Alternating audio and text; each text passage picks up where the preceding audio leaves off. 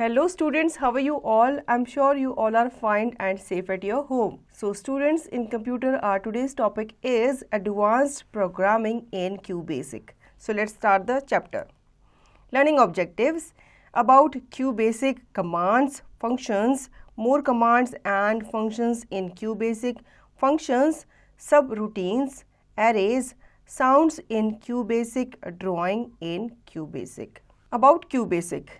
QBasic is short form for Quick Beginners All-Purpose Symbolic Instruction Code, is a high-level language HLL. It used to communicate with the computer. This is one of the many high-level languages available for use in computers. As the name indicates, this language was intended to be used by beginners and is thus designed in such a way that it is very easy to understand. It uses common English language terms that are easy to follow and understand. QBasic is a versatile language that can be used for both scientific and commercial use.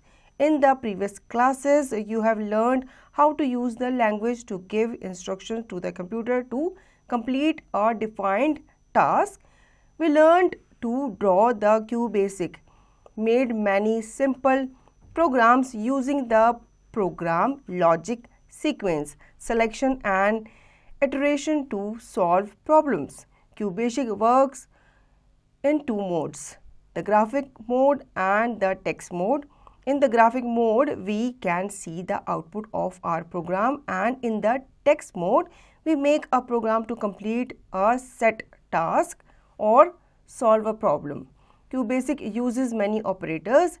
These can be classified into three categories. These are: first, arithmetic operators like plus, comma, slash, backward slash, asterisk, etc. Second, relational operators like equal to, comma, less than, greater than, etc. Third, logical operators like and, comma, or not, etc. There are many different types of logics used in programming. These are. So children, हम पहले जान लेते हैं कि QBasic क्या है. QBasic एक तो शॉर्ट आपका फॉर्म है जिसको हम फुल फॉर्म में क्या बोलते हैं, quick beginners all purpose symbolic instruction code. ठीक है, ये एक हाई लेवल लैंग्वेज है जिसे हम शॉर्ट में HLL भी कहते हैं, और इसे यूज़ किया जाता है ताकि आप कंप्यूटर के साथ क्या कर सको, कम्युनिकेट कर सको. ठीक है, अब ये एक मतलब हाई लेवल की लैंग्वेज है और जो कि अवेलेबल होती है टू यूज़ इन कंप्यूटर. अब जैसे इसका नाम है क्विक बेसिक, तो ये एक बेसिक लैंग्वेज होती है जो कि बिगिनर्स के लिए होती है. मतलब जो जैसे स्टूडेंट्स होते हैं या जो क्विक बेसिक सीख रहे होते हैं, प्रोग्रामिंग सीख रहे होते हैं, तो उनके लिए ये बेसिक लैंग्वेज होती है बिगिनर्स के लिए. ठीक है, हम जैसे इंग्लिश लैंग्वेज को कॉमन टर्म में यूज़ करते हैं, ठीक है, ताकि आप इंस्ट्रक्शंस को दे सको या आप किसी को रूल्स समझा सको या आप क्या कहना चाह रहे हो वो आप समझा सको. इसी तरह से क्विक बेसिक जो है वो एक वर्सेटाइल लैंग्वेज है जो कि यूज़ की जाती है दोनों तरीके से, साइंटिफिक एंड कमर्शियल यूज़ के लिए. ठीक है, अब हमने प्रीवियस क्लास में पढ़ा था कि हम कैसे लैंग्वेज को यूज़ करते हैं ताकि हम कंप्यूटर को इंस्ट्रक्शन दे सकें. ठीक है, ताकि वो कोई भी टास्क को कंप्लीट कर सके. और हमने जाना भी है, सीखा भी है कि हम कैसे क्विक बेसिक को ड्रॉ करते हैं और काफ़ी सिंपल प्रोग्राम्स को इसके थ्रू बनाते हैं.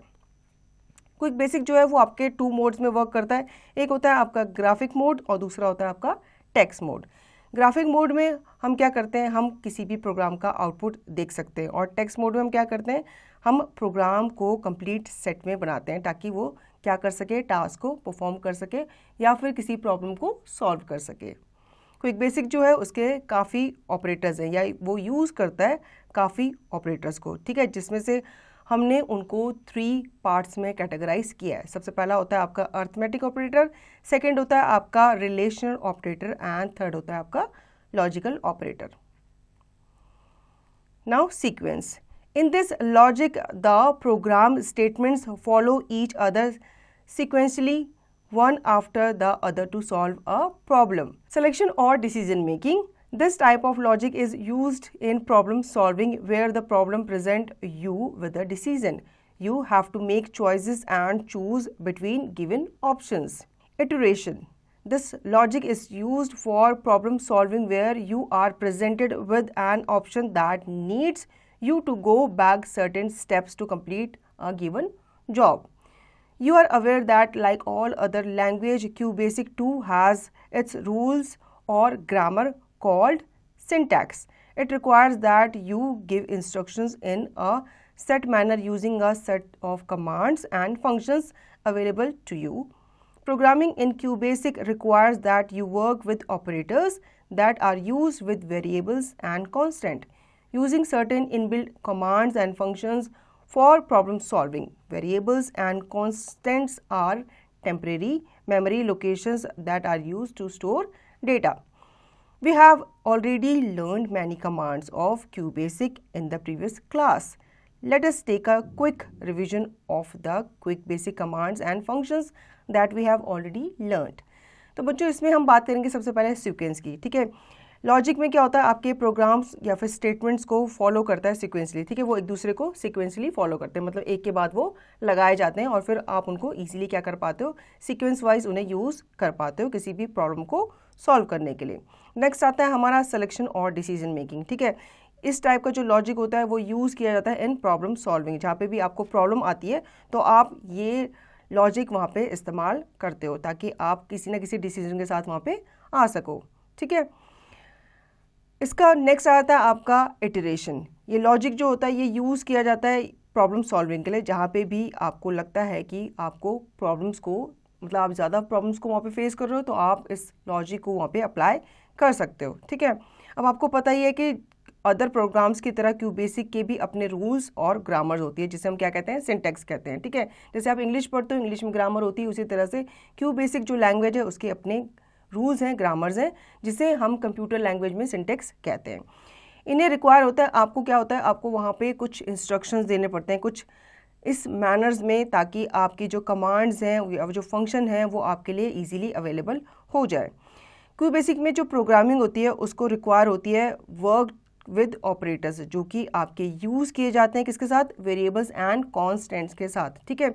इसमें आके आपके इनबिल्ट कमांड्स को यूज़ किया जाता है, फंक्शंस को यूज़ किया जाता है ताकि आप प्रॉब्लम्स को सॉल्व कर सको।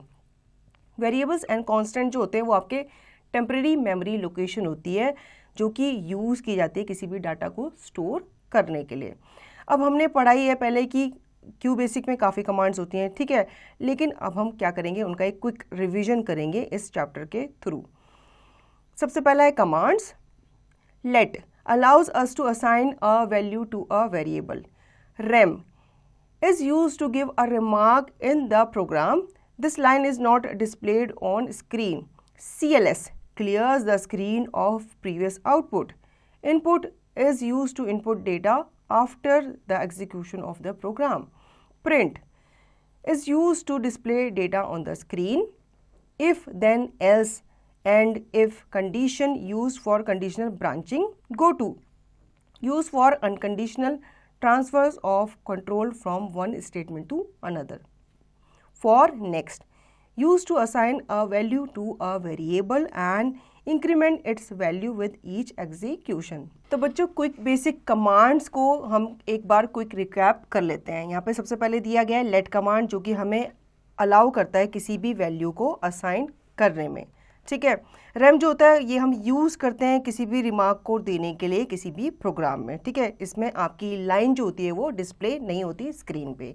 CLS जो कमांड होता है ये आपकी स्क्रीन को क्लियर करता है ऑफ प्रीवियस आउटपुट, मतलब आपने जो प्रीवियस आउटपुट दिया था उसकी जो स्क्रीन थी उसे ये क्लियर करने में हेल्प करता है या यूज़ किया जाता है। इनपुट जो आपकी कमांड होती है इसमें आप क्या करते हो, अपने डेटा को इनपुट करते हो, ठीक है, after the execution of the program. Print जो होता है ये आपका डाटा डिस्प्ले करता है on the screen.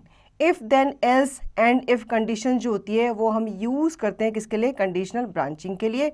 Go to जो होता है आपका कमांड ये यूज़ किया जाता है किसके लिए, अनकंडीशनल ट्रांसफ़र ऑफ कंट्रोल, कहाँ से, वन स्टेटमेंट से दूसरी स्टेटमेंट में। फॉर और नेक्स्ट जो होता है ये यूज़ किया जाता है ताकि आप किसी वैल्यू को, वेरिएबल को क्या कर सको, असाइन कर सको, ठीक है, और उसका इंक्रीमेंट कर सको of its value with each execution. Functions. Len counts the number of characters in a string. Left bracket n picks up the bracket n leftmost characters of a string expression. Right dollar bracket n picks up the bracket n rightmost characters of a string expression. mid dollar bracket m n picks up the bracket n characters starting from bracket m characters in a string expressions. ABS bracket x gives the absolute value of bracket x numeric expressions. INT bracket x rounds up and print the nearest whole number of a numeric expression. SQR bracket x returns the square root of a given number. Date dollar displays the system date. Times dollar displays the system time. You have learned to make program and solve problems using a combination of the above commands and functions. You are also aware of the graphic commands of QBasic you learned to use earlier. Now we will learn some more commands and functions of QBasic that will allow us to make more comprehensive programs to tackle more typical problems. बच्चों आपने commands पहले पढ़ लिया, अब हम जानते हैं कि फंक्शंस इसमें कौन कौन से होते हैं. सबसे पहला फंक्शन होता है लेन, जो कि काउंट करता है आपके नंबर ऑफ कैरेक्टर्स को एक स्ट्रिंग में जो होते हैं. ठीक है. नेक्स्ट आता है आपका लेफ्ट, जिसके साथ आपका एन होता है ब्रैकेट में. ठीक है. ये क्या करता है, ये आपका पिकअप करता है एन को लेफ्ट मोस्ट कैरेक्टर से. ठीक है, किसी भी स्ट्रिंग एक्सप्रेशन के. उसके बाद आता है आपका राइट डॉलर, ये पिक करता है ब्रैकेट एन को कहाँ से, right most character of a string expression. Next आता है आपका मिड डॉलर. ठीक है, ये पिक करता है एन कैरेक्टर को और जो कि स्टार्ट हो रहा होता है कहाँ से, एम कैरेक्टर से इन अ स्ट्रिंग एक्सप्रेशन. इसके बाद हम बात करेंगे ABS, जो कि ब्रैकेट के साथ आता है x. ये आपको एब्सोल्यूट वैल्यू देता है ऑफ न्यूमेरिक एक्सप्रेशन. ठीक है. INT जो होता है ये आपका राउंड अप करता है और आपका प्रिंट करता है nearest whole number of a numeric expression. Next आता है आपका SQR, जो कि x ब्रैकेट के साथ आता है. ये आपका स्क्वायर रूट जो होता है उसको रिटर्न करता है किसी भी नंबर के. डेट डॉलर जो होता है ये आपका डिस्प्ले करता है और आपकी सिस्टम की डेट को, और टाइम जो होता है ये आपके सिस्टम के टाइम को डिस्प्ले करता है. ठीक है. अब आप जान ही गए होंगे कि आपके कैसे आप प्रोग्राम बनाते हो और कैसे आप प्रॉब्लम्स को सॉल्व करते हो जब भी आप कॉम्बिनेशन बनाते हो अब कमांड्स एंड फंक्शंस की. ठीक है. अब आप जानते ही हो कि ग्राफिक कमांड्स को कैसे हम QBasic में यूज़ करते हैं.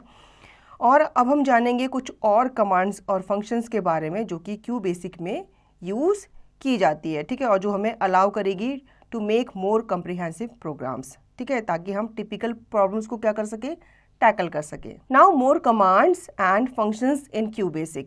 While developing a program, you must have often come across a situation where a portion of the program, i.e. a set of instructions, needs to be written more than once within the same program or in different programs. For example, one might need to calculate the factorial value of a number at several places within a program or in different programs. The same set of instruction would have to be repeated at all such places, not only increasing the burden on the programmer to write it as many times but also making it very difficult to test it.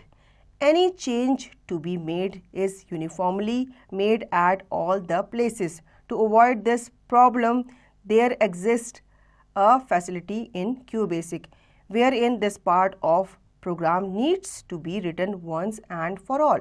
The same subset can be referred to any number of times within one program or might find application in several programs. QBasic supports these features in two different ways. First, functions. Second, subroutines. Function and subroutines both are known as subprograms. Functions are small formulas or expressions which are included in single statement. Subroutines are segments of a program which are used repeatedly in a program. तो बच्चों जब हम किसी भी programme को develop कर रहे होते हैं तो आप काफ़ी सारी ऐसी सिचुएशन को आप क्या करते हो, फेस करते हो. ठीक है. जहाँ पे किसी भी प्रोग्राम के जो पोर्शन होता है वहाँ पे आपको सेट ऑफ इंस्ट्रक्शंस को देने की ज़रूरत होती है. ठीक है. अब वो कहाँ होता है, एक प्रोग्राम में भी होता है और आपके डिफरेंट प्रोग्राम में भी होता है. मतलब सेम प्रोग्राम में भी और डिफरेंट प्रोग्राम में भी आपको वो कमांड्स, वो इंस्ट्रक्शन देनी पड़ती है. सपोज़ आप कोई भी फैक्टोरियल वैल्यू को कैलकुलेट कर रहे हो तो वहाँ पे आपको बार बार क्या देना होगा, कमांड देना होगा, क्योंकि वहाँ पे आपके अलग अलग कैलकुलेशन चलती रहती है और जब आप अलग अलग कैलकुलेशन करते हो तो आपको अलग अलग सेट ऑफ कमांड्स वहाँ पे देनी पड़ती है। ठीक है, अब यहाँ पे बताया गया है कि ऐसी सभी प्लेसेस में आपको इंस्ट्रक्शन एक ही सेट में दोहराना होगा, मतलब दोबारा दोबारा आपको लिखना होगा। ठीक है, तो इस सिचुएशन से कैसे बचा जाए, इस सिचुएशन को आप क्यू बेसिक के थ्रू इजीली सॉल्व कर सकते हो। ठीक है, इस प्रॉब्लम को आप अवॉइड करना चाहते हो तो आपको क्या करना पड़ेगा, आपको कुछ प्रोग्राम्स को वहाँ पे सेट करना पड़ेगा, मतलब पहले उनको लिखना पड़ेगा वंस और फिर उनको सेट करना पड़ेगा सभी प्रोग्राम्स के लिए।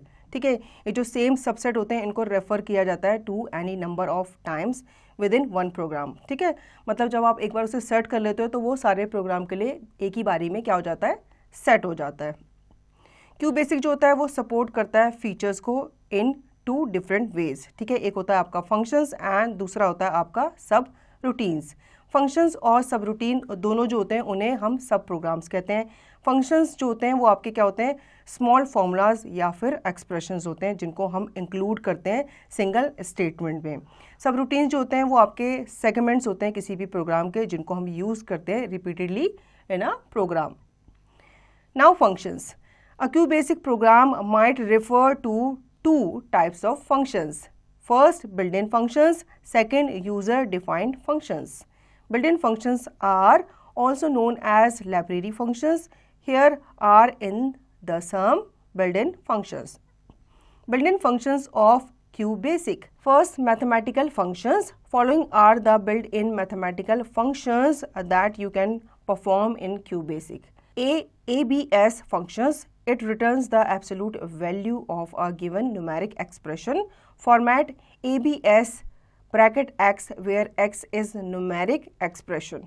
Description: the absolute value of a number is its value without addition / subtraction sign, i.e. plus 85 or 85 have same absolute value, i.e. 85. BINT function. It converts the value of a given expression into an integer that is less than or equal to the expression value. Format int bracket x. Description: it is used to convert real values into integer values.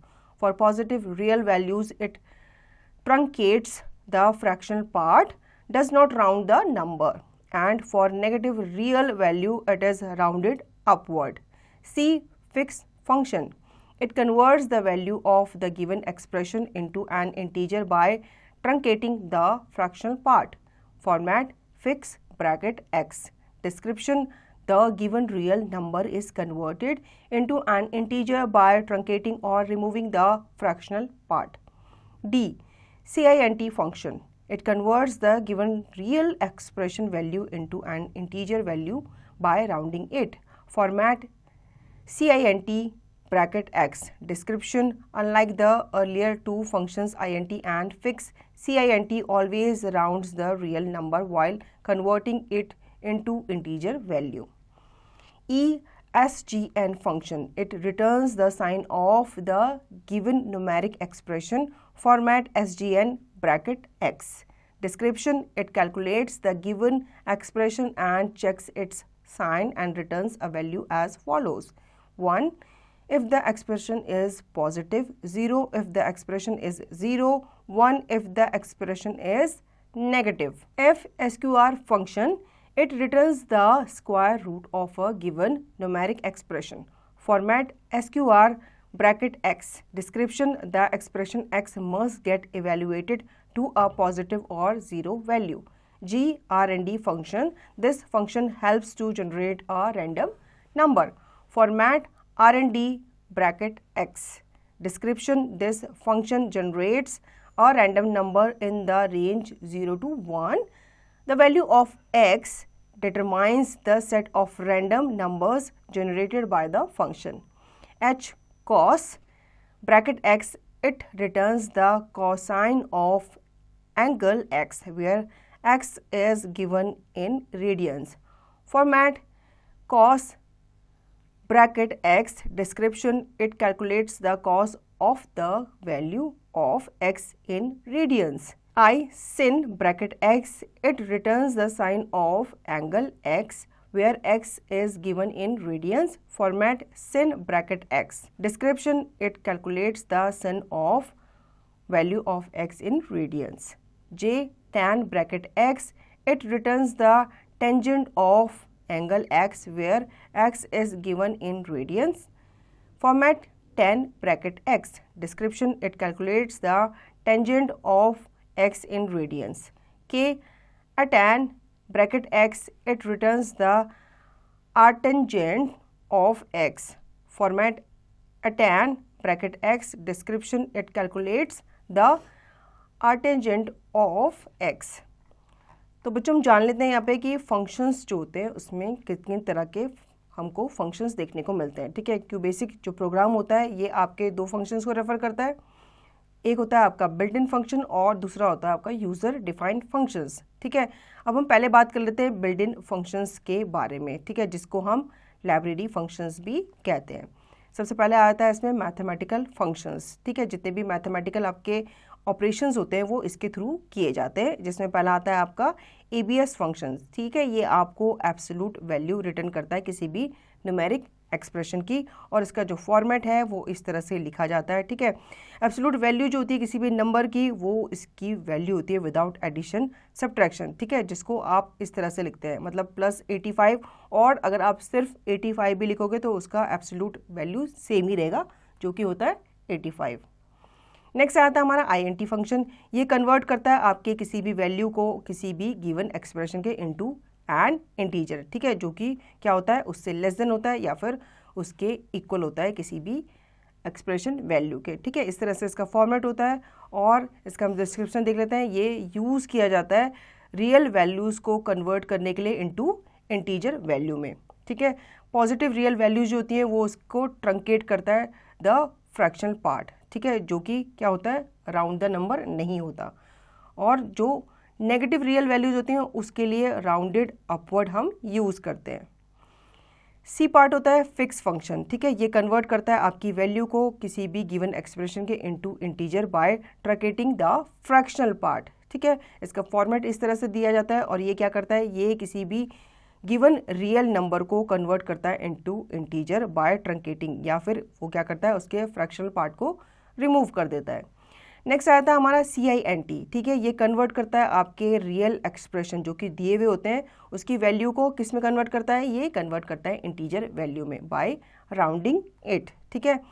अब यहाँ पे बताया गया है इसका description, ये है आपका जो आपके टू फंक्शन है INT एंड फिक्स, ये उनकी तरह नहीं है, ठीक है। सिंट क्या करता है आपका ऑलवेज रियल नंबर को राउंड करता है while converting it into integer value.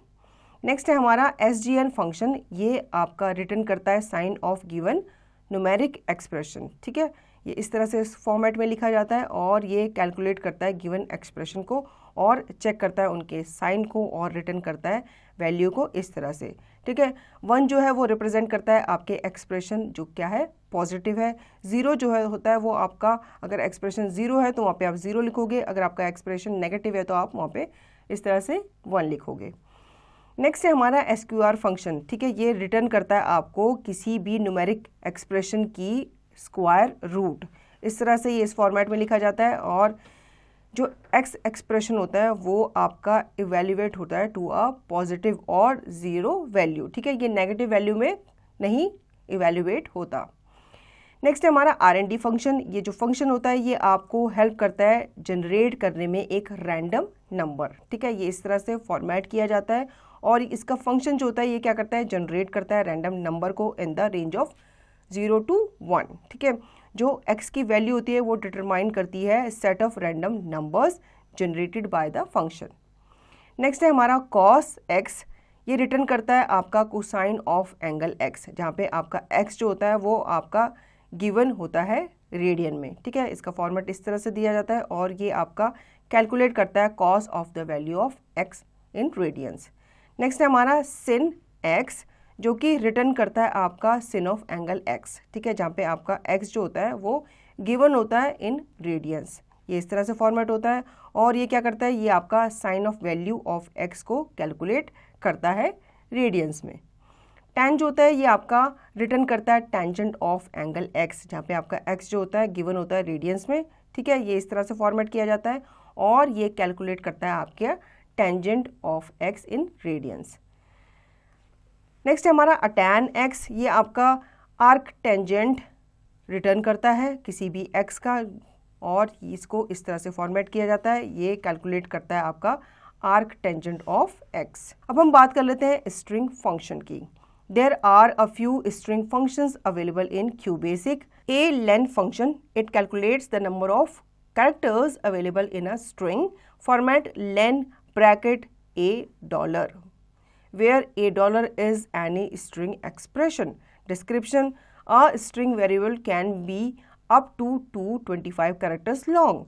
This function allows the user to know the exact length of the string.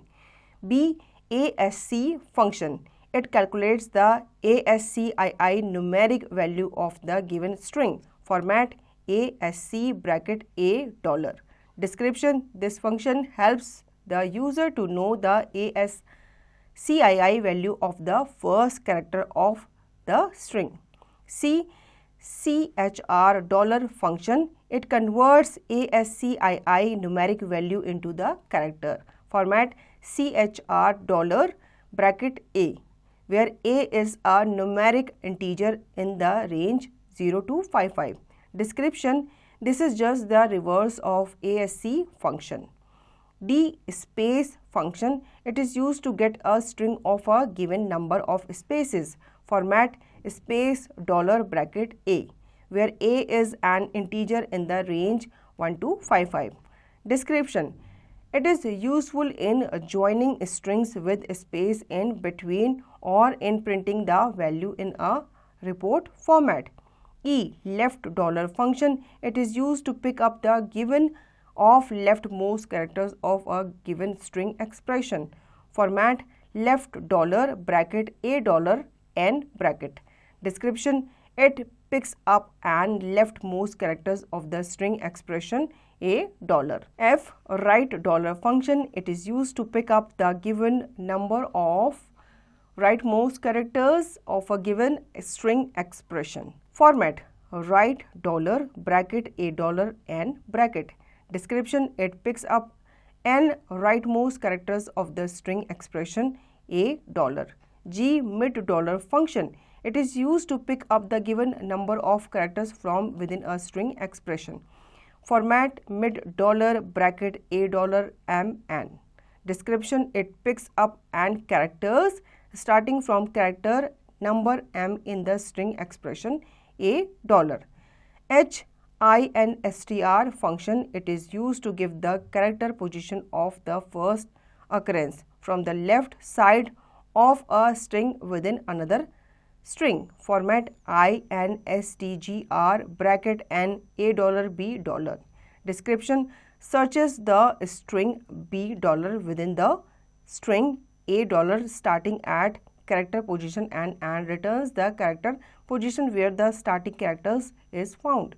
If it is not found, 0 is returned. ठीक है बच्चों, अब हम बात कर लेते हैं स्ट्रिंग फंक्शंस की। यहाँ पे आपको कुछ स्ट्रिंग फंक्शंस दिए गए हैं जो कि QBasic में अवेलेबल होते हैं। सबसे पहला है लेन फंक्शन, ये कैलकुलेट करता है आपके नंबर ऑफ कैरेक्टर्स को जो कि अवेलेबल होते हैं किसमें, स्ट्रिंग में। ठीक है, इस तरह से इसे फॉर्मेट किया जाता है और यहाँ पे आपका $A जो होता है वो किसी भी स्ट्रिंग एक्सप्रेशन को दर्शाता है। एक स्ट्रिंग वेरिएबल जो होता है वो आपका अप टू 225 कैरेक्टर लॉन्ग हो सकता है। ठीक है, तो ये जो फंक्शन है ये अलाउ करता है किसी भी यूज़र को ताकि वो एग्जैक्ट लेंथ जान सके किसी भी स्ट्रिंग की। नेक्स्ट है ASC फंक्शन, ये कैलकुलेट करता है आपका ASCII न्यूमेरिक वैल्यू जो कि दी होती है किसी भी स्ट्रिंग को। इस तरह से फॉर्मेट किया जाता है और इसकी डिस्क्रिप्शन है। ये फंक्शन जो होता है वो हेल्प करता है किसी भी यूज़र को ताकि वो ASCII वैल्यू को क्या कर सके, जान सके किसी भी first character of the string की। ठीक है, इसके बाद आता है आपका CHR फंक्शन, ये कन्वर्ट करता है आपका ASCII न्यूमेरिक वैल्यू को किसमें, कैरेक्टर्स में। ठीक है, इस तरह से फॉर्मेट किया जाता है और यहाँ पे जो A है ये आपका न्यूमेरिक इंटीजर होता है इन द रेंज ऑफ 255।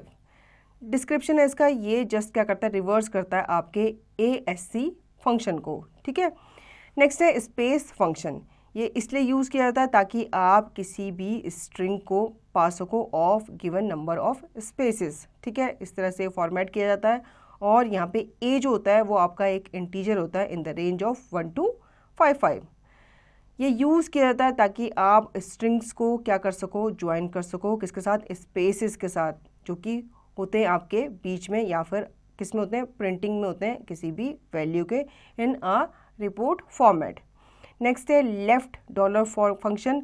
ये यूज़ किया जाता है ताकि आप किसी भी गिवन नंबर को क्या कर सको, पिक कर सको ऑफ लेफ्ट मोस्ट कैरेक्टर और स्ट्रिंग एक्सप्रेशन को दे सको।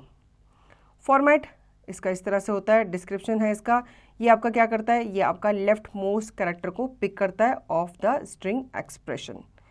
नेक्स्ट है राइट फंक्शन, ठीक है, इसे हम यूज़ करते हैं ताकि हम गिवन नंबर को पिक कर सके of right most characters of a given string expression.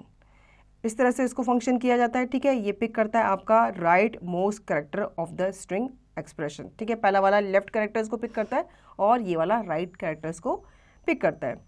Next है हमारा मिड। अब मिड से आप समझ गए होंगे, ये आपके बीच के कैरेक्टर्स को पिक करता है, ठीक है, विद इन अ स्ट्रिंग जो जितने भी कैरेक्टर्स होते हैं, नंबर्स होते हैं, ये उन्हें पिक करता है और ये इस तरह से फॉर्मेट किया जाता है। और ये आपके कैरेक्टर्स को जो कि आपके स्टार्ट हो रहे होते हैं from the character number m in the string expression, ये उन्हें पिक करता है।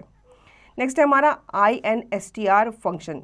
ये यूज़ किया जाता है ताकि हम किसी क्या कर सको, कैरेक्टर्स पोजीशन को दे सकें ऑफ द फर्स्ट अकरेंस, ठीक है, फ्रॉम लेफ्ट साइड, और या तो हम विद इन अनदर स्ट्रिंग्स को इन्हें पिक कर सके। इसको इस तरह से फॉर्मेट किया जाता है, ठीक है।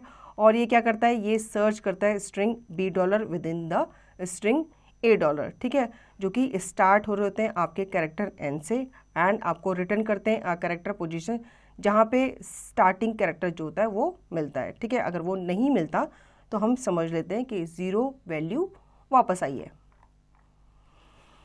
Note, this function counts blank spaces as a single character, hence the number 10।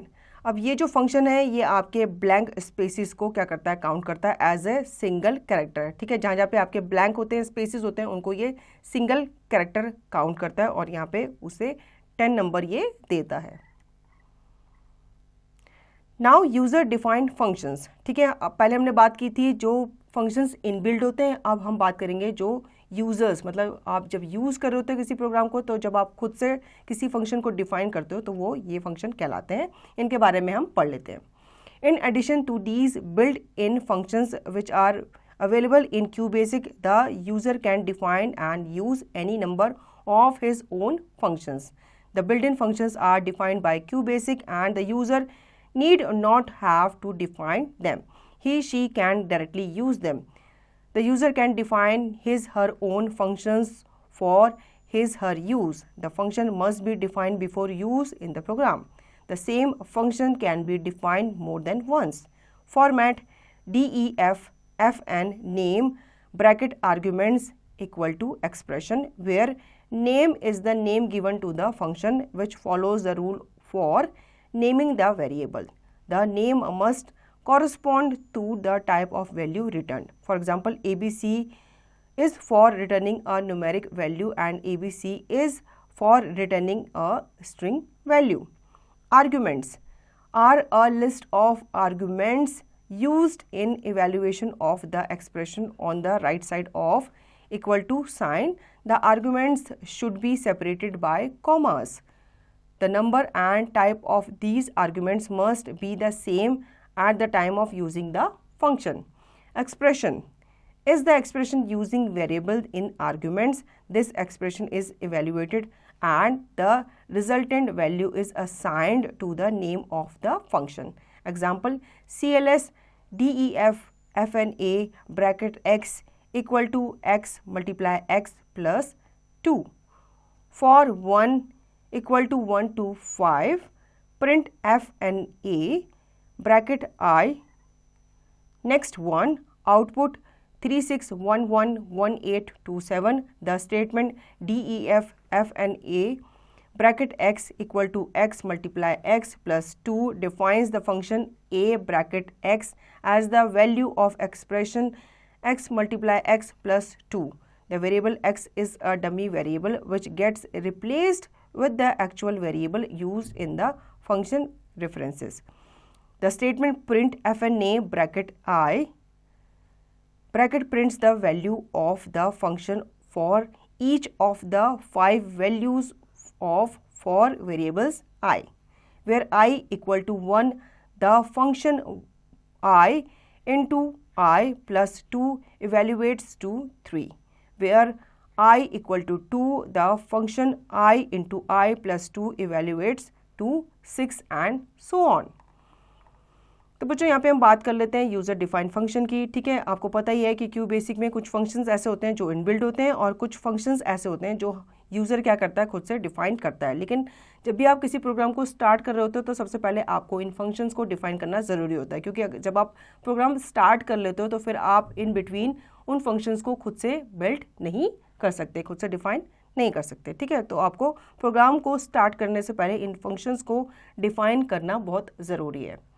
इसमें सबसे पहले आ जाता है आपका फॉर्मेट. ठीक है, DEF नेम जो होता है वो हम आर्गूमेंट के लिए यूज़ करते हैं या फिर एक्सप्रेशन के लिए यूज़ करते हैं. मतलब आर्गूमेंट इक्वल टू आपका क्या हो जाता है, एक्सप्रेशन होता है, जहाँ पे जो नेम होता है वो आप किसी भी फंक्शन को देते हो जो कि फॉलो करता है rule for naming the variable.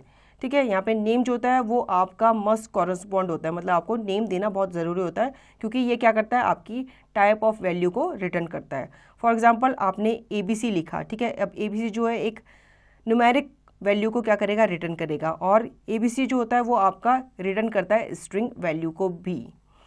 Next आता है आपका आर्गुमेंट. ठीक है, आर्गुमेंट जो होता है वो आपकी लिस्ट ऑफ आर्गुमेंट होता है जो कि यूज़ किया जाता है ताकि आप किसी भी एक्सप्रेशन को क्या कर सको, इवेल्युएट कर सको on the right side of equal to. ठीक है, जैसे आप मैथ्स में करते हो LHS इक्वल टू RHS, इसी तरह से आपका सेम क्यू बेसिक में भी होता है.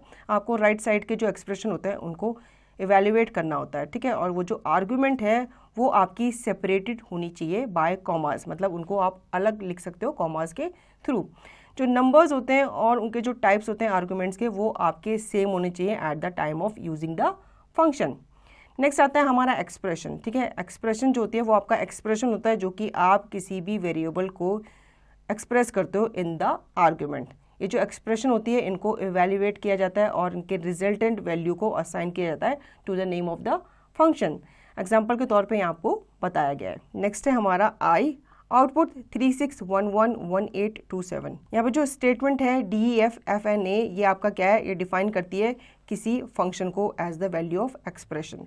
ठीक है, जो वेरिएबल है वो आपका x है और ये क्या है, एक डमी वेरिएबल है जो कि आपको रिप्लेस करता है विद द एक्चुअल वेरिएबल जो कि हम यूज़ करते हैं फंक्शनल रेफरेंस के लिए. ठीक है, यहाँ पे आप स्टेटमेंट देते हो प्रिंट FNA और वो क्या करता है, आपकी वैल्यू को प्रिंट करता है किसी भी फंक्शन की for each of the 5 values of 4 variables. Now subroutine. A subroutine is a part of a program which we might have to refer to or execute at more than one place within the same program without writing the same command again and again. We write it once only and set it as a subprogram and give it a name. This task is accomplished with the use of 2 statements, GOSUB and return. Creating subs. In this method, while you are working in the main program, you can create a sub or call up a sub that has already been created beforehand. Step 1. Open a new program and start writing your program. Step 2. Write sub at the portion where you want to insert your subprogram. Syntax sub subname. The screen mode changes to the subs mode. Here you can see 2 statements on the screen. The first contains sub and the name of the sub you had assigned. The second statement contains and sub. Your cursor is placed between these 2 statements in a blank line. This is where you type in your sub. Step 3. Type your subprogram and once you are done, you need to go back to the main program. Step 4. Click on View Subs or press the F2 function key. You will get a menu screen. Double click on your main program. You will return to your main program. Step 5. Now to call up your subprogram, simply type in the name of the subprogram where you want it to start executing. Complete your main program and run the program. Your sub will work. Problem: to draw 9 circles of varying radius and circles and calculate their area. Program for I equal to 1 to 9 area. Next, I and in the above program, area is the name of the subprogram that we have defined. Area sub is as follow. Subprogram sub area input inverted comma enter the radius of circle inverted comma R input inverted comma color of circle inverted comma C.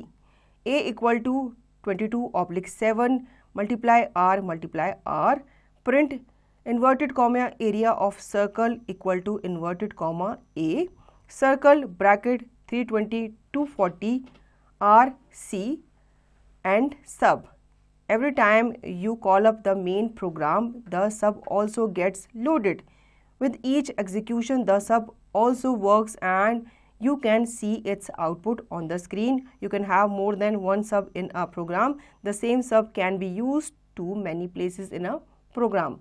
You will notice that when you open the main program, you get a line on the top of the program which says declare sub area less than greater than. Now this statement tells the user as well as the computer that there is a sub called area present in the program. बच्चों अब हम जान लेते हैं सब routines के बारे में. सब रूटीन्स जो होते हैं वो आपके प्रोग्राम का ही पार्ट होते हैं जो कि आप रेफर करने के लिए या फिर एग्जीक्यूट करने के लिए यूज करते हो एक या एक से ज़्यादा जगह पे with in the same programme without writing the same command again and again. ठीक है, हम इन्हें एक बार ही लिख लेते हैं और इन्हें हम सेट कर लेते हैं एज अ सब प्रोग्राम और इन्हें एक नाम दे दिया जाता है. ठीक है, अब ये जो टास्क होता है ये अकम्प्लिश होता है with the use of 2 statements go sub and return.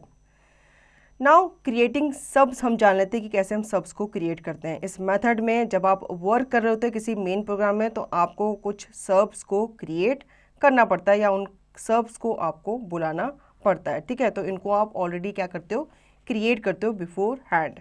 अब यहाँ पे हमें स्टेप्स दिए गए हैं कि कैसे हम इन्हें क्रिएट करते हैं. सबसे पहले आपको न्यू प्रोग्राम को ओपन करना है. ठीक है, उसके बाद आपको आपके प्रोग्राम को राइट करना स्टार्ट कर देना है. ठीक है, फिर आप टाइप करेंगे sub सब एट द पोर्शन जहाँ पे भी आपका चाहते हो अपने प्रोग्राम को सब प्रोग्राम को इंसर्ट करना. उसके बाद आप वहाँ पे सिंटेक्स टाइप करोगे सब नेम. ठीक है, फिर वो जो स्क्रीन मोड है वो चेंज हो जाएगा आपका सब्स मोड पे. उसके बाद यहाँ पे आपको 2 स्टेटमेंट नज़र आ रही होंगे अपने स्क्रीन पे. ठीक है, फर्स्ट में आपका सब कंटेन होगा. ठीक है, और उस सब का वहाँ पे नाम भी आपको दिख रहा होगा जो भी आप उसे असाइन करोगे. सेकंड जो आपकी स्टेटमेंट होगी उसमें आपके एंड सब जो होगा वो कंटेन होगा, मतलब आपको एंड वहाँ पे नज़र आ रहा होगा. आप अपने कर्सर को प्लेस करोगे between these 2 statement in the blank line. ठीक है, एक ब्लैंक लाइन आपको नज़र आ रही होगी, वहाँ पे आपको अपने कर्सर को प्लेस करना है इन दोनों स्टेटमेंट के बीच में. ठीक है, फिर ये वो जगह होगी जहाँ पे आप अपने सब को क्या करोगे, टाइप करोगे. थर्ड स्टेप में आप टाइप करोगे अपने सब प्रोग्राम को और फिर उसके बाद जब आप डन हो जाओगे, मतलब आपका सब प्रोग्राम टाइप हो जाएगा, उसके बाद आप बैक जाओगे मेन प्रोग्राम पे.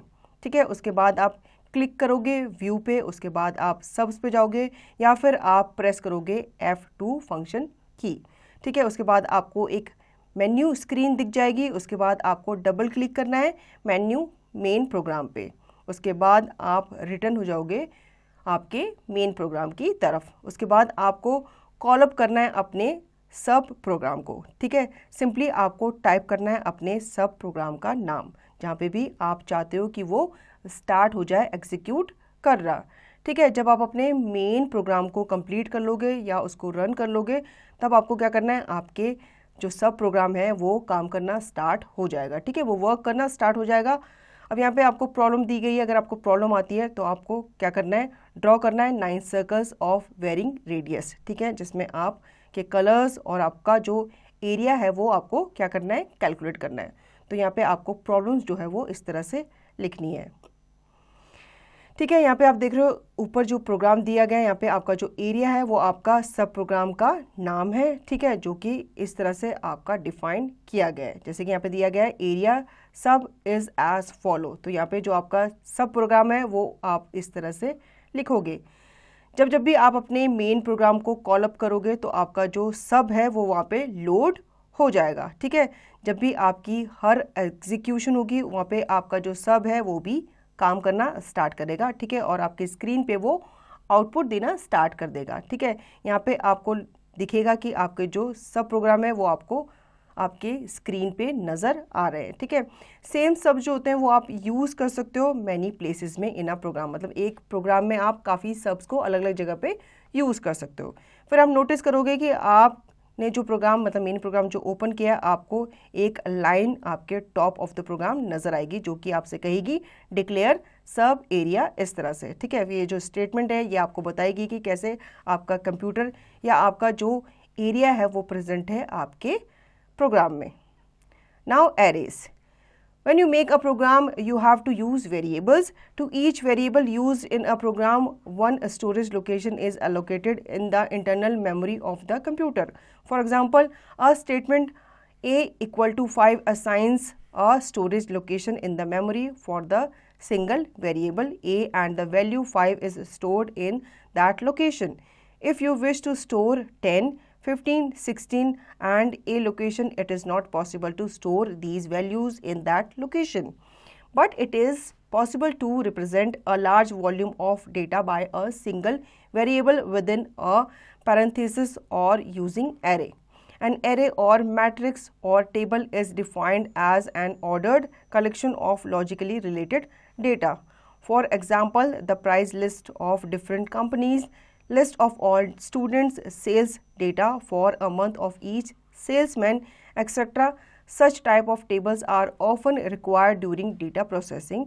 We can say that a table or array is simply a set of values stored in consecutive storage locations and assigned a single name.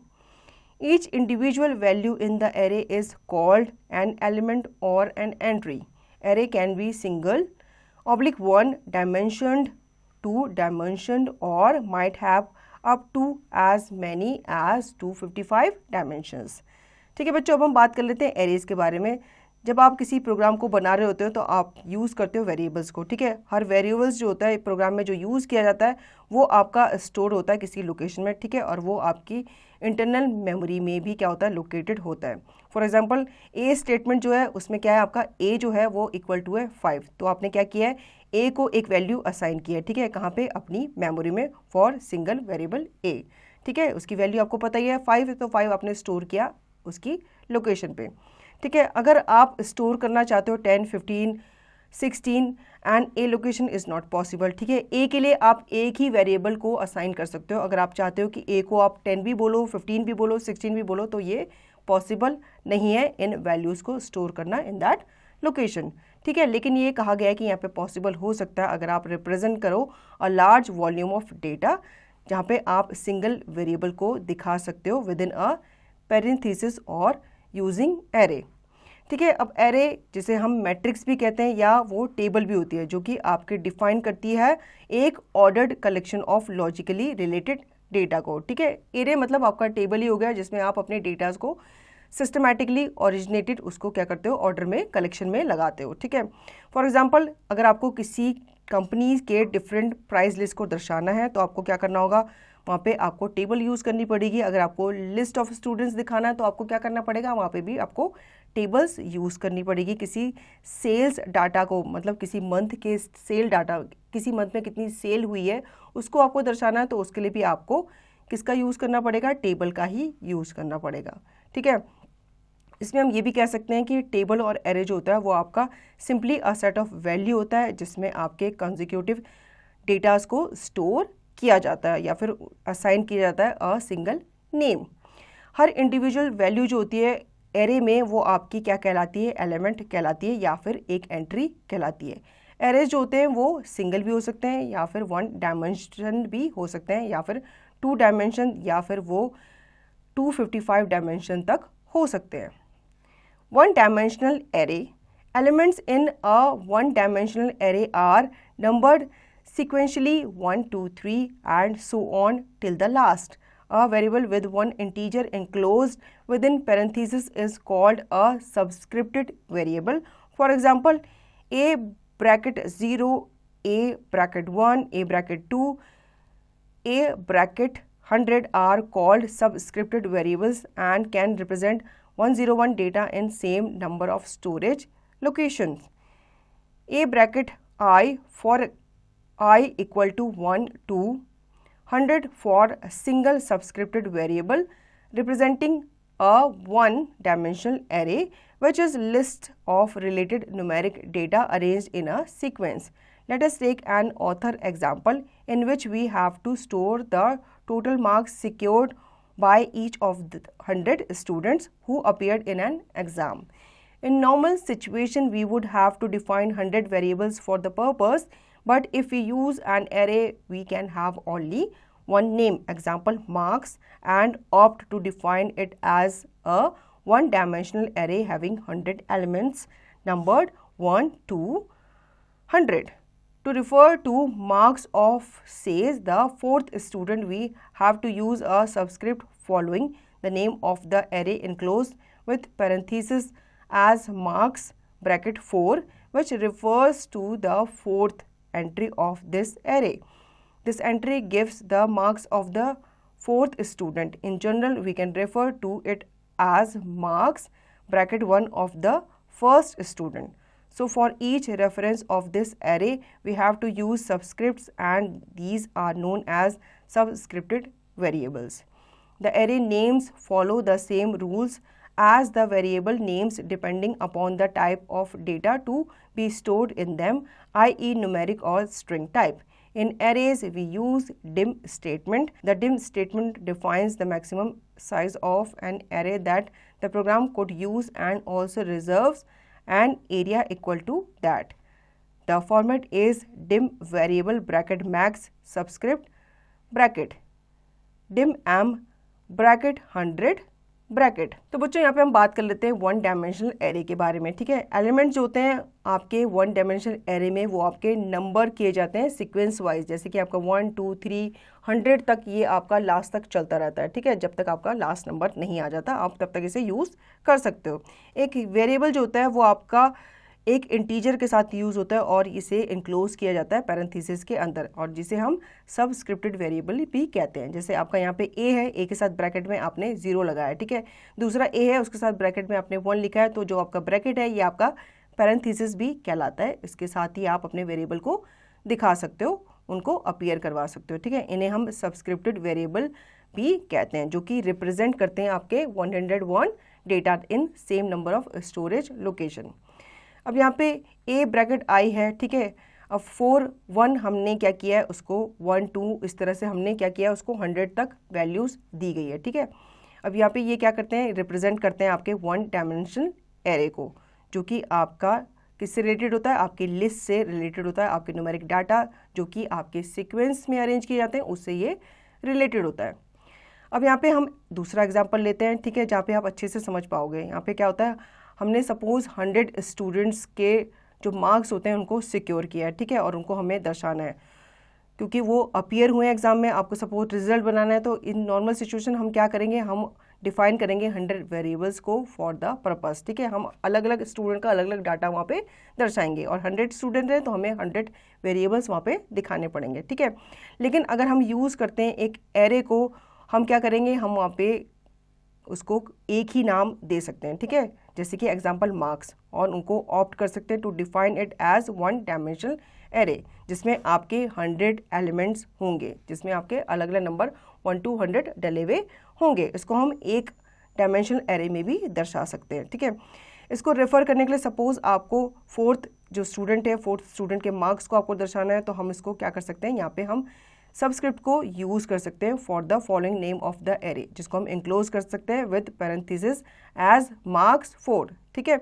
आपको फोर्थ स्टूडेंट का mark दर्शाना है तो आप क्या कर सकते हो, सिंपली उसको मार्क्स ब्रैकेट के अंदर 4 करके भी उसको विजुलाइज करा सकते हो, ठीक है, या आप उसको रेफर भी करा सकते हो, ठीक है, जो आपका रेफर करेगा fourth entry of this array.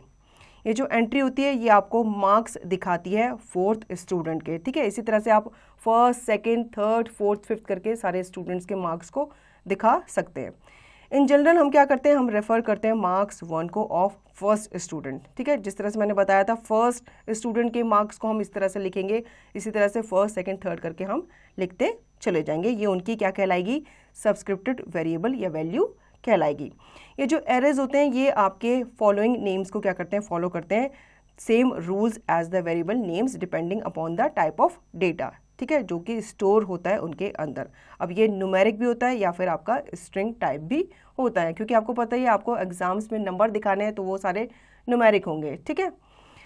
Array में हम यूज़ करते हैं डिम स्टेटमेंट को। जो डिम स्टेटमेंट होती है वो डिफाइन करती है आपके maximum size of an array, जो कि एक प्रोग्राम होता है जिसको हम यूज़ कर सकते हैं या हम उसको क्या कर सकते हैं, रिवर्स कर सकते हैं, an area equal to that, ठीक है। अब इस तरह से आपका डिम वेरिएबल हम लिखते हैं मैक्स सबस्क्रिप्ट के साथ। अब मैक्स क्या होता है आपका 100 है, ठीक है, क्योंकि आपको पता है आपका जो स्टूडेंट्स का जो डेटा है वो 100 नंबर तक जाएगा, इसलिए आपका 100 जो है वो मैक्सिमम नंबर कहलाता है।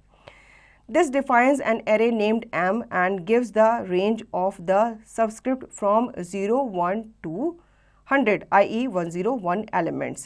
The dim statement can be used to define more than one array as dim M bracket 100 $, bracket 100. This defines two arrays, M which, as the same suggests, is of numeric type storing says marks, and $, which is of string type for storing says the names of the students. A program might have any number of dim statements in it. The above dim statement could be used into two dim statements as dim M bracket 100 dim $, bracket 100.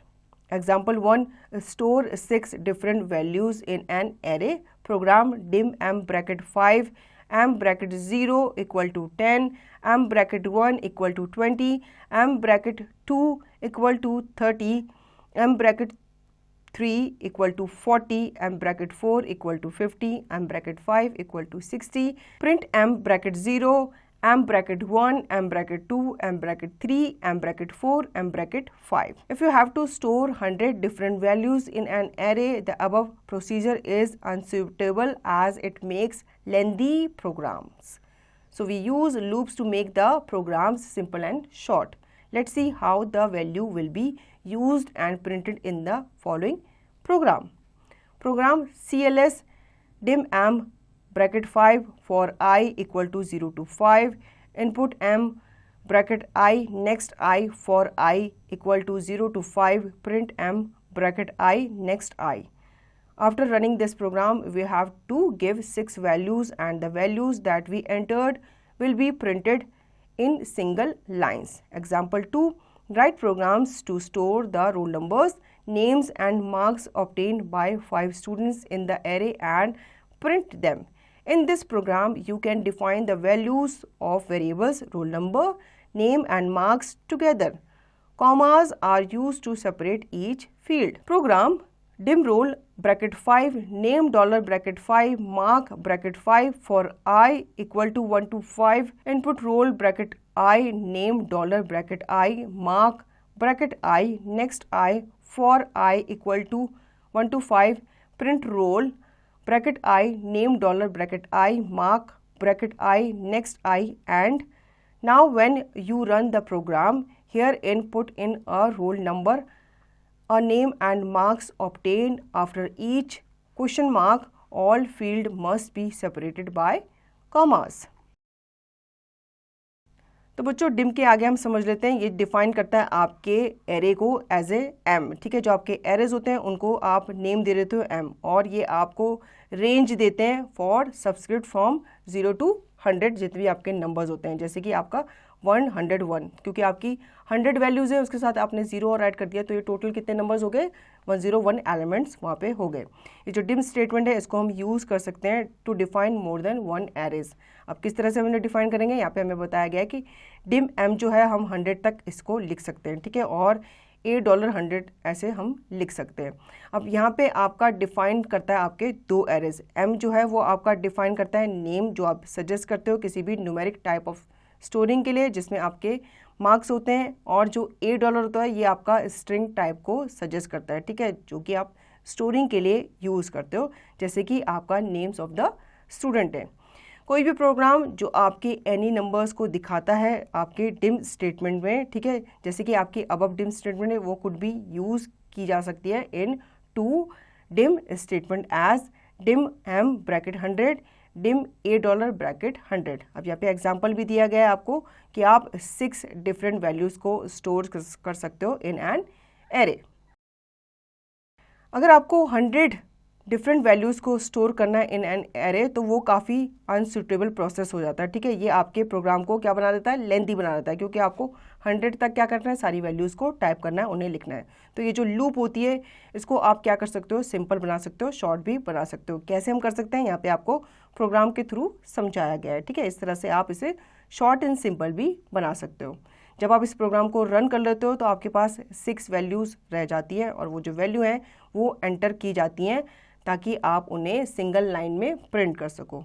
जैसे कि example 2 के तौर पे यहाँ पे दिया गया है, आपको किसी प्रोग्राम को राइट करना है ताकि आप रोल नंबर्स को क्या कर सको, स्टोर कर सको, उनके नेम्स को स्टोर कर सको, और जो भी मार्क्स उन्हें मिले हैं उन मार्क्स को भी आप स्टोर कर सको, ठीक है। अब इसमें आप 5 स्टूडेंट करके भी आप इसको कर सकते हो, ठीक है। ज़रूरी नहीं आपको 1 to 100 सिंगल यूनिट ही वहाँ पे फिल करनी है, आप 5 स्टूडेंट्स पहले ले सकते हो, 5 स्टूडेंट्स के बाद ले सकते हो, इसलिए इस तरह से क्या आप 5 स्टूडेंट्स का डेटा वहाँ पे प्रिंट कर सकते हो। इस प्रोग्राम में आप डिफाइन कर सकते हो वैल्यूज़ ऑफ वेरिएबल्स, जैसे कि आपका रोल नंबर है, नेम है, मार्क्स है, उनको आप टुगेदर लिख सकते हो, ठीक है। लेकिन आपको कॉमा वहाँ लगाना ज़रूरी है ताकि आप हर एक फील्ड को सेपरेट कर सको एक दूसरे से।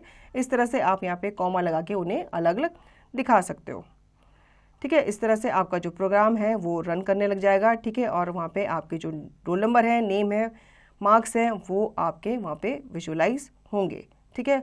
और यहाँ पे आपका जो हर एक क्वेश्चन मार्क है वो आपकी सारी फील्ड को एक दूसरे से अलग करेगा, और आप वहाँ पे कॉमास भी दिखाकर उन्हें सेपरेट कर सकते हो। Sounds in QBasic. You have made many effective programs using various commands. QBasic also provides some other commands that allows you to add sounds like beep, sound and play in your program. Beep. The beep statement beeps the speaker, producing a short, high-pitched sound of constant frequency. These beeps are used for users' attention to certain occurrence during a program's execution. Syntax beep. Sound. Sound command generates a sound through your computer's speaker. Sound is used for creating variable frequency and duration, where frequency is the frequency of the sound in hertz, a value in the range 37 through 32,767. Duration is the number of system clock ticks the sound lasts, a value in the range of through 65.535 point. There are 18.2 clock ticks per second. Example 1. Here is a siren. CLS for I equal to 42,000 step 5. Sound I oblique 1000. Next I. Example 2. Here is a bomb dropping. CLS for I equal to 4,002,000 steps 5. Sound I dot 1 next आए। तो बच्चों हम जान लेते हैं कि कैसे हम साउंड्स को यूज़ करते हैं QBasic में, ठीक है। हम काफ़ी सारे इफेक्टिव प्रोग्राम को जब बनाते हैं, उन्हें यूज़ करते हैं, तो हम वहाँ पे वेरियस कमांड्स को भी साथ साथ यूज़ करते हैं, ठीक है। QBasic जो होता है वो हमें कुछ कमांड्स जो होता है वो प्रोवाइड करता है ताकि हम को अलाउ कर सके वो साउंड्स को ऐड करना। अब साउंड कैसी, जैसे कि बीप की, साउंड की एंड प्ले की इन द प्रोग्राम। सबसे पहले हम जान लेते हैं कि बीप साउंड जो होता है वो क्या कहलाता है। बीप जो होता है वो स्टेटमेंट होता है जो कि बीप करता है स्पीकर को। वो एक शॉर्ट हाई पिच साउंड को प्रोड्यूस करता है ऑफ कांस्टेंट फ्रीक्वेंसी। ये जो बीप्स होते हैं ये यूज़ किया जाता है ताकि यूज़र का अटेंशन ग्रैब किया जाए to certain occurrence during a program's execution. कुछ भी बीच में आपको कुछ भी अकरेंस आ रही है, कोई भी डिफ़िकल्टी आ रही है, तो ये बीप साउंड आपको क्या करता है, अलर्ट करता है, ये आपको उसके चीज़ के बारे में आगाह कराता है। सिंटैक्स इसका बीप होता है, ठीक है। नेक्स्ट आता है हमारा साउंड कमांड जो होती है वो जनरेट करती है एक sound through your computer speaker, मतलब आपके कंप्यूटर से जो स्पीकर अटैच होते हैं उसके थ्रू ये साउंड निकलता है। साउंड जो होता है वो यूज़ किया जाता है creating variable frequency and duration, ठीक है। मतलब ये फ्रीक्वेंसी को भी दिखाता है और ये ड्यूरेशंस को भी दिखाता है। फ्रीक्वेंसी जो होती है वो एक तरह की फ्रीक्वेंसी होती है किसी भी साउंड्स की जो कि हर्ट्स में निकलती है, ठीक है। जैसे कि एक वैल्यू होती है in the range of 37 through 32 to 767। Duration जो होती है वो आपके number of system clock ticks the sound last, ठीक है। ड्यूरेशन आपको पता ही होते हैं कितने टाइम तक वो साउंड रहती है, तो वो उसकी ड्यूरेशन को दर्शाती है, ठीक है। इसमें वैल्यू जो होती है किसी भी रेंज की वो आपको दर्शाई जाती है थ्रू 65.535 और यहाँ पे आपकी क्लॉक टिक्स करती है पर सेकंड, ठीक है। एग्जाम्पल यहाँ पे आपको दिखाया गया है, यहाँ पे अगर आपको सायरन का एग्जाम्पल देना है, सायरन का साउंड देना है तो आपको इस तरह से देना होगा, और अगर आपको बॉम्ब ड्रॉपिंग का साउंड देना है तो इस तरह से आपको एग्जाम्पल 2 में बताया गया है। Play, this command let's you play songs in QBasic. Play command takes instruction from the characters included in the string. The string can be a constant or variable. Syntax: play string, where a string expression that contains one or more of the following play commands.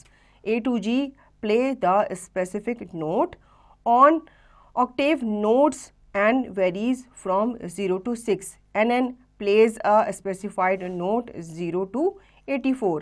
LN sets the length of each note 1 to 64. LN is whole note, L2 is half note, etc.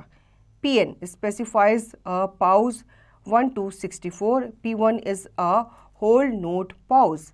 P2 is a half note pause, etc. MF, to play music in the foreground, no other statement will be executed until the music is finished. MB, music plays in the background during the execution of other statement.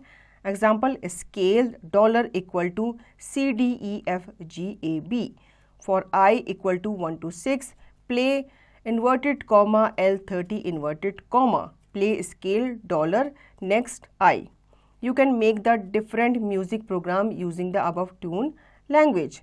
The default tempo of play command is T120, that is, it play 120 quarter notes per minute. You can increase it or decrease it as per your need. Look at the program below. Here we have changed the tempo of the sound to produce a faster sound. We modified the tempo by changing it to a triple. So now our modified program reads, example: CLS scale $equal to C D E F G A B. For I equal to 1 to 6, play inverted comma T180 L30 inverted comma. Play scales $next I. अब बच्चों इसमें third command जो होती है वो play की होती है, ठीक है। ये जो कमांड होती है ये आपको सॉन्ग्स को प्ले करने के लिए यूज़ की जाती है इन QBasic. प्ले कमांड जो होती है वो आपकी इंस्ट्रक्शंस को लेती है फ्रॉम द कैरेक्टर्स, जिसमें आपकी स्ट्रिंग भी इंक्लूड रहती है। ये जो स्ट्रिंग होती है इसको आप कांस्टेंट और वेरिएबल दोनों तरीके से यूज़ कर सकते हो, ठीक है। इसका सिंटैक्स इस तरह से यहाँ पे दिया गया है। यहाँ पे स्ट्रिंग एक्सप्रेशन जो होते हैं वो कंटेन करते हैं एक या एक से ज़्यादा to play following play commands. जैसे कि A to G होता है वो आपके स्पेसिफिक नोट को प्ले करने के लिए यूज़ किया जाता है। ऑन जो होता है वो आपके ऑक्टेव नोट N को वेरी करता है, किससे? 0 to 6 से। NN जो होता है वो आपके स्पेसिफाइड नोट को प्ले करता है जो कि आपके 0 से 84 तक होते हैं। LN जो होता है वो आपकी लेंथ को सेट करता है ऑफ ईच नोट, ठीक है। L1 जो होता है वो आपका होल नोट होता है, जबकि L2 जो होता है वो आपका हाफ नोट होता है। PN जो होता है वो स्पेसिफाई करता है पाउज को, ठीक है। P1 जो होता है वो आपका होल नोट पाउज होता है, जबकि P2 जो होता है वो आपका हाफ नोट पाउज होता है। MF जो होता है वो आपका म्यूज़िक को फोरग्राउंड में प्ले करने के लिए यूज़ किया जाता है। इसमें आपकी दूसरी स्टेटमेंट को एग्जीक्यूट नहीं किया जाता, ठीक है। MB जो होता है वो आपके म्यूज़िक को बैकग्राउंड में प्ले करने के लिए यूज़ किया जाता है during the execution of other statement. इस तरह से आप एग्जाम्पल के थ्रू इन कमांड्स को दे सकते हो, ठीक है। अब आपको पता ही चल गया है कि ये जो अब कमांड्स हैं ट्यून लैंग्वेज हैं, इनके थ्रू आप डिफरेंट म्यूज़िक प्रोग्राम को यूज़ कर सकते हैं, ठीक है। अब यहाँ पे डिफ़ॉल्ट टेम्पो के बारे में बताया गया कि प्ले कमांड का जो डिफ़ॉल्ट टेम्पो होता है वो आपका T120 होता है, ठीक है, जो प्ले करता है आपके 120 क्वार्टर नोट्स पर मिनट। इनको आप इंक्रीज़ भी कर सकते हो, बढ़ा भी सकते हो, और इनको आप घटा भी सकते हो एज़ पर योर चॉइस, ठीक है। अब यहाँ पे कुछ प्रोग्राम नीचे दिए गए हैं जिनके थ्रू आप अपने टेम्पो ऑफ साउंड को प्रोड्यूस कर सकते हो, या उनको फास्टर प्ले कर सकते हो, या उनको मॉडिफाई भी कर सकते हो अपने according. Drawing in QBasic, we have already learned in 6th class that QBasic allows the creation of graphics. The picture quality of the graphics depends on the resolution. There are 3 types of resolution: high, low and medium. Screen 12 command invokes high resolution and screen 9 commands evoke low resolution, and screen 1 invokes medium resolution. The following commands to create the graphics we have learned in earlier classes. Let's take a quick look at them. pset bracket xy bracket p. This command is used for creation of points on the screen. Draw inverted comma less than direction and length of the line greater than inverted comma. This command draws line in different directions. Line bracket x1 y1 bracket x2 y2 p. Line statement is used to draw a straight line between 2 points on the screen. Circle bracket xy bracket r p. This command is used to make a circle on a given point of the screen. अब हम जान लेते हैं कि कैसे हम drawings करते हैं QBasic के अंदर, ठीक है। हमने 6th क्लास में ऑलरेडी सीखा है कि QBasic जो है वो हमें ग्राफिक्स को क्रिएट करने में हेल्प करता है। पिक्चर क्वालिटी जो होती है आपके ग्राफिक की, वो डिपेंड करती है आपके रेजोल्यूशन पे। अब यहाँ पे 3 टाइप ऑफ रेजोल्यूशन है। हाई रेजोल्यूशन होता है, लो एंड मीडियम रेजोल्यूशन होता है। स्क्रीन 12 जो होता है वो कमांड करता है इन्वोक हाई रेजोल्यूशन। स्क्रीन 9 जो होती है वो आपको लो रेजोल्यूशन दिखाता है, और स्क्रीन 1 जो होती है वो आपका मीडियम रेजोल्यूशन दिखाता है। फॉलोइंग कमांड्स यहाँ पे दी गई है ग्राफिक की, ठीक है, जो कि हमने पिछले भी क्लासेस में सीखी थी। उसका हम एक लुक देख लेते हैं। pset xyp जो होता है ये कमांड आपके क्रिएट करता है पॉइंट्स को ऑन द स्क्रीन, ठीक है। यहाँ पे आपको दूसरी कमांड दी गई है draw direction and length of the line. ये आप कमांड जो होता है वो यूज़ करते हो किसके लिए?